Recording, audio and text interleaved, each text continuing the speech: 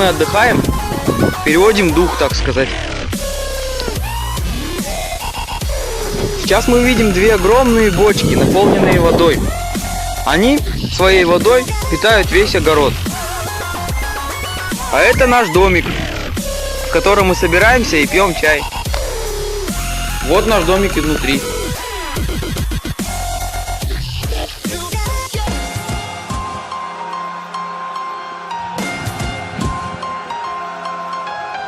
Идет дождь, а мы работаем.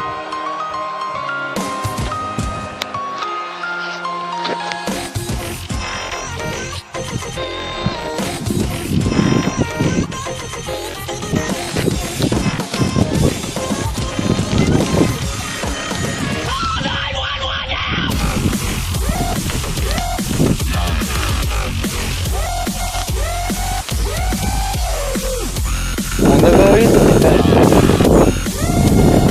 все мы дружно всей толпою идем на обработку картошки. Но я еду. Картошка находится в саду. Сад — это очень большой, как бы лес.